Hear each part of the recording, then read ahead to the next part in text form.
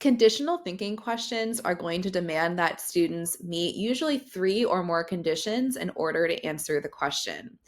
A few things to be aware of with conditional thinking is number one, conditional thinking rarely comes up in curriculum and never comes up in the standards. So it's very important to intentionally incorporate conditional thinking into your math practice with your students so they get the exposure before they take the CAASPP.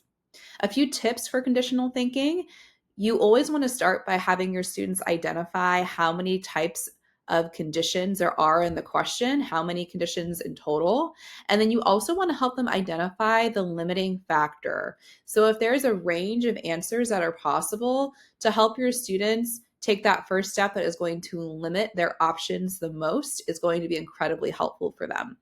What I'm going to do is I'm going to go through 3 separate examples on the release items website for the CAASPP, and I'm going to show you how they incorporate conditional thinking.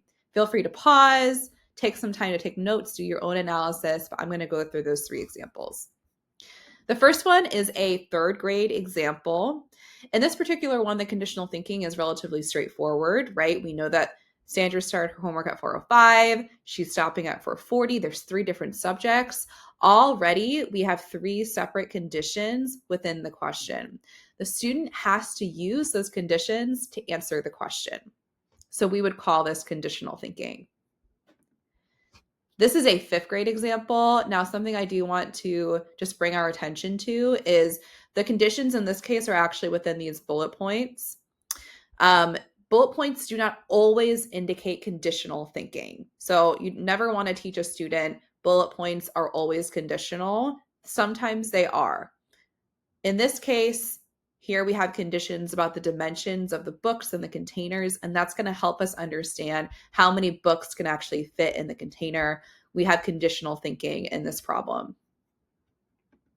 In this 7th grade example, we have conditional thinking here as well. We have all of this information. These are conditions that are telling us about the maps in this problem. We have to use those conditions about the map in order to answer the question, or to figure out the straight line, the distance in miles from Gladville to Columbus.